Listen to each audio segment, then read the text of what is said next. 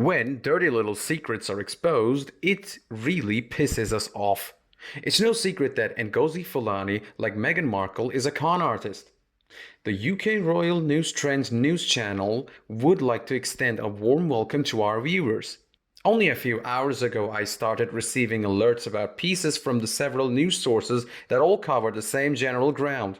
They are all basically the same. The same woman who cried racism after meeting with Lady Hussey is now sobbing about the criticism of her assertions. It seems the victim narrative is at it again, trying to make it seem like this woman has been subjected to awful torture simply for calling out a racist. Like the notorious fibber Meghan Markle, this person shouts against racism while ignoring a crucial fact. What is her name to begin with? Her real name is Marlene Headley, not Ngozi Fulani. She adopted a Nigerian given name and a tribal name from Africa as her family name. She has lied about her identity on numerous occasions, and the record shows that she has never legally changed her name. This is not an honest attempt to connect with your African heritage. Now we'll get to the part where I really shine. Analyzing a company's finances. It turns out that Marlene Headley works alone at her nonprofit Sista Space. Over the course of her career, she has taken over $60,000 in salary and claimed over $100,000 in expenses with little to no record keeping of where the money actually went. For 2 separate fiscal years, the charity was punished for late filing on its financials and ultimately failed to meet the filing deadline. It has been said that her philanthropy has won her awards. Any guesses on the award?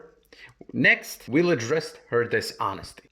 Headley denies ever defending Meghan Markle on Twitter during an interview with Jeremy Vine, in which Vine inquires about Headley's support for Markle. Following her Oprah interview on March 21st, she tweeted that Markle had been a victim of domestic violence at the hands of royal family. Headley has tweeted that at least twice more about Markle. Her many upvotes for tweets on Prince Harry and Meghan Markle show her undying loyalty to the couple. Let's have a serious discussion about racism now. When a woman seeks help from you because she's experiencing domestic violence, it is plain bigotry to tell her that she cannot receive that help because she's privileged since one of her parents is white. It's next level terrible to then threaten a domestic violence victim's lawyers with legal action if she speaks out about the harm she's endured. Unfortunately, there is a gray area in charity legislation that allows a charity to selectively serve certain populations even if that population includes victims of domestic violence. A member of her intended audience, the woman who sought Headley's help, did not have sufficient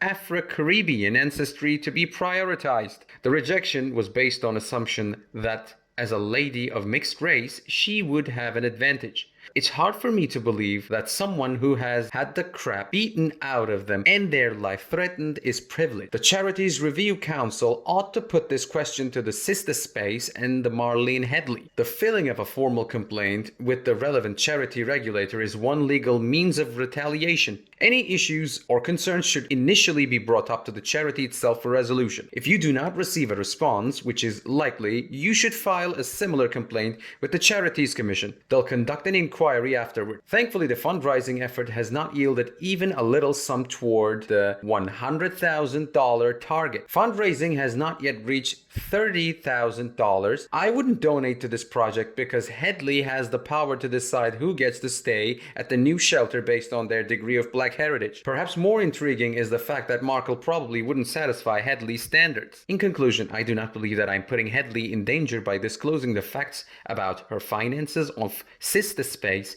and the bigotry she displays towards the women who seek help. It's the honest truth. And if that fact makes Headley and her charity look bad, so what? Furthermore, I have very little sympathy for the Queen Consort because it was up to her and her team to make sure the people they let through the front door were from charities that did not operate as Headley operates Sister Space, and it was up to the palace to prevent those who believe Meghan Markle was the victim of domestic violence without any evidence from getting an invitation to do exactly what Headley has done. Headley shouldn't have been there at all, while Hussey should have left after 2 questions. I have been keeping an eye on things from the flower bed's edge. It was the perfect storm of self-styled victim with an axe to grind and upper-class Mark with a superiority mentality. Rather than being a racist, Lady Susan Hussey is a classist. Reading Fulani/transcription Headley's off the conversation, I could feel the benevolent condescension oozing from the lines like, oh, I can see I'm going to have a struggle getting you to say where you're from. And, oh, I knew we'd get there in the end. I can tell you are from the Caribbean just by looking at you. At the end, I thought she may say, see, Nanny knows the best. Susan Hussey probably has the ability to rile up individuals of all races, humoring the commoners in a decidedly aristocratic practice. Being completely insensitive to others' emotion is also unacceptable. If someone addressed me as lady, I would see that as an indication of hatred rather than my noble status.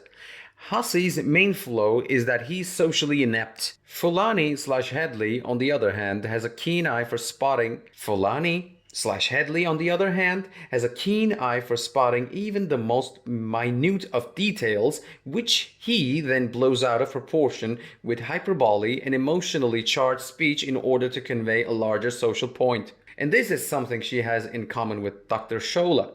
They have distorted the English language to the point where it sounds like tabloids headlines full of fake fury. They, like the tabloids, don't so much as sow the seeds of prejudice as they do cultivate and profit from the differences that already exist. They share a lot of similarities, Meghan and Marlene. The author has transformed a suffering into content, as noted by Ellison P. Davis. If she hadn't explicitly stated that she was trying to pass as African, I might have been more sympathetic to the plight of a black British woman who is being lectured about her true heritage. She has been emotionally, spiritually, racially, and ancestrally African ever since she stepped foot in an African dance class and finally felt like she belonged. How come she became abrasively monosyllabic when someone ineptly recognized her as being from Africa and sought to start a conversation with her about it? Perhaps she's so mired in her racist worldview that all black people are invisible, particularly to white colonialists, that she simply cannot allow herself to be acknowledged and engaged by the enemy.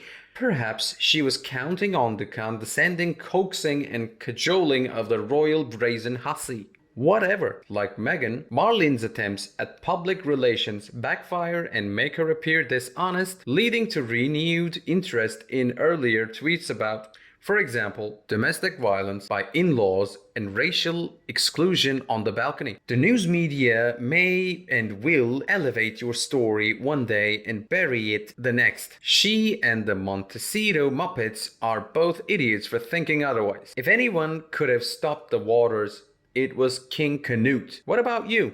Do you have any thoughts on this story? Leave your thoughts in the comment box and we may discuss them further. Don't forget to like and share our video with anyone who enjoys it if you enjoyed it today.